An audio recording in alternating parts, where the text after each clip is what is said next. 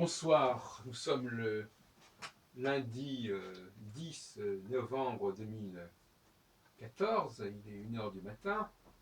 Je vais vous parler du cycle de Saturne et de la vie du couple, et notamment des périodes de réconciliation, de consolidation du couple, ou au contraire des périodes de dissolution du couple. Parce que l'astrologie mondiale c'est bien, mais le couple reste quand même un élément intéressant à étudier. Alors je dirais que la phase conjonctionnelle est dangereuse pour le couple, très dangereuse pour le couple. En tout cas, elle donne un sentiment de liberté par rapport aux institutions, aux obligations, aux devoirs, aux engagements. Donc, ça pèse pas très lourd.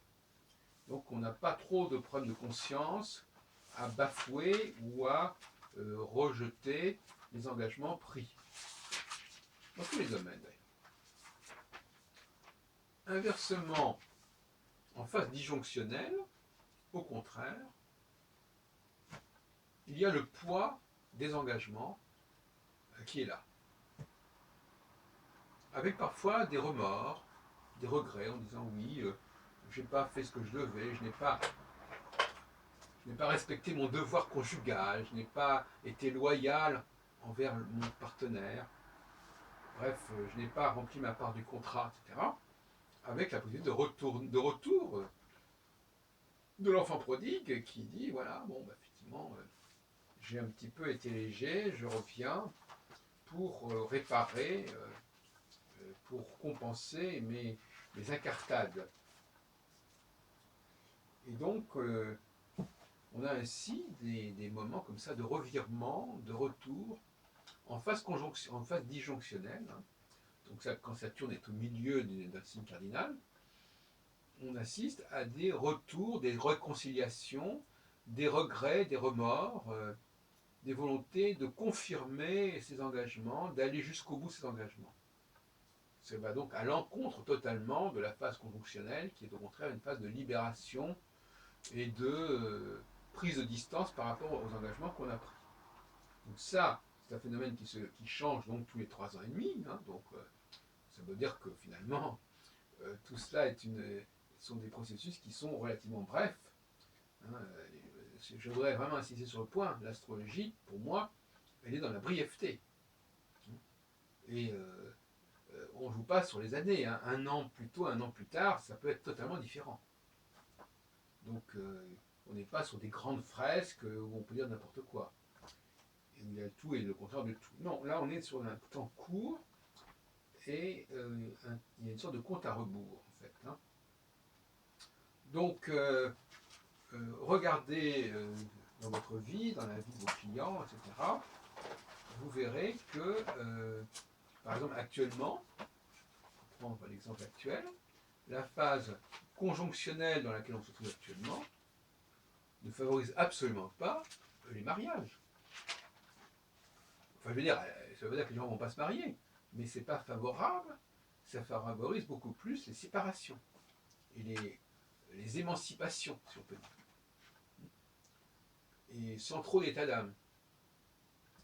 Hein, quand Saturne est à la fin d'un signe fixe, parce que c'est un peu ça, fin d'un signe fixe, conjonction, milieu d'un signe cardinal, disjonction. Soit à peu près 45 degrés entre les deux. Eh bien, à la fin d'un signe fixe, il faut s'attendre à des personnes qui se séparent, ou bien il y en a un des deux qui se sépare d'une façon assez cavalière. Et alors, évidemment, on pourra toujours dire que il va avoir des remords, des soucis de remords quelques années plus tard, hein, quand Saturne aura franchi 45 degrés. Et 45 degrés, ça fait quand même 3 ans. Donc là, il peut y avoir des retours. Mais on a des exemples comme ça. Je pense à un cas comme ça qui est intéressant. Quelqu'un qui se marie carrément à la fin d'un signe fixe. Donc vraiment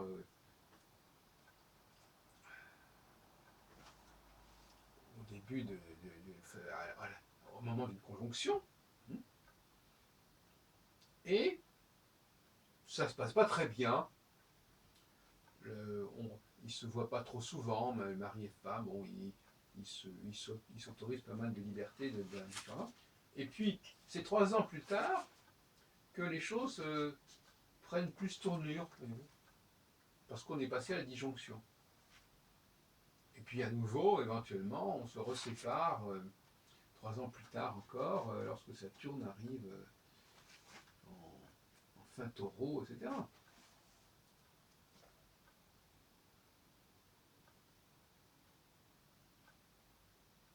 Donc je répète, les moments, c'est mi-signe cardinal, la disjonction, et vous calculez 45 degrés, ça fait donc le signe et début du signe, fin du signe fixe, la conjonction. Donc, comme ça, on arrive à quelque chose, mais ça peut valoir aussi pour des pays, des États. Lorsque effectivement il y a des liens, des obligations dans un pays donné, eh bien ça se répercute. Ça se répercute sur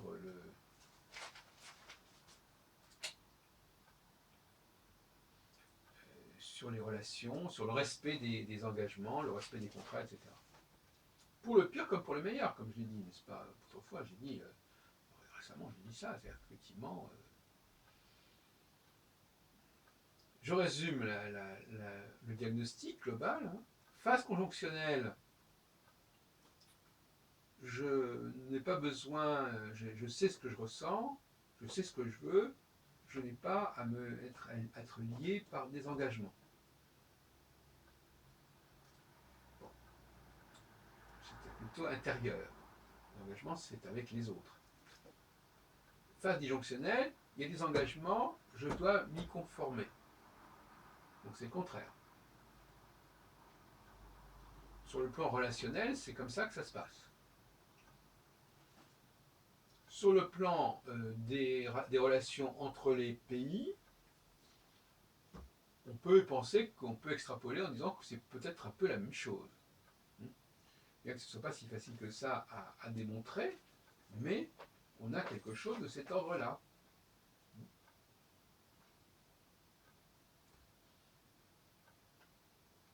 Mais si je prends par exemple le cas de la Première Guerre mondiale, j'en ai parlé l'autre jour, peut-être avec une certaine... Je me demande si je ne me suis pas trompé dans mes analyses. Parce que... mais enfin, si vous voulez, ça va très vite, c'est-à-dire que Saturne avance très vite. C'est-à-dire qu'on peut penser que...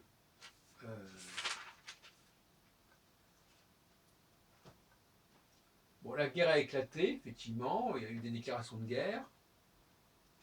Mais les déclarations de guerre, est-ce que ce sont vraiment des engagements, les déclarations de guerre? S'il n'y a pas un passage à l'acte, ça reste sur des papiers. C'est de même aussi, il y a des gens qui peuvent se marier, mais ça reste sur le papier. Ils ne vivent pas ensemble, ils ne sont pas engagés réellement, ils ne partagent pas les frais, ils ne partagent pas même même lieu de vie, etc. Et les choses deviennent sérieuses, comme on dit, elles deviennent sérieuses sur le plan des accords lorsque Saturne passe justement au milieu d'un signe cardinal. Là. Donc on pourrait penser, par exemple, que dans le cas de la guerre de 14, il y a eu des tournants. Je n'ai pas ça en tête pour l'instant, je pourrais vérifier, mais il y a eu des tournants qui ont fait que, par exemple, 1916 a été beaucoup plus dur que 1914, par exemple. C'est l'année de Verdun, c'est l'année des normes Charnier, des normes Thury, la chair à canon, etc. Donc il faut, voilà, on peut fixer comme ça le moment où vraiment le sentiment de devoir, de sacrifice est terriblement vécu. Hein. Voilà. Donc il y a ce moment-là qui est un peu une ordre de vérité. La disjonction, c'est un peu l'ordre de vérité C'est-à-dire qu'il faut se conformer à ses engagements, à ses obligations.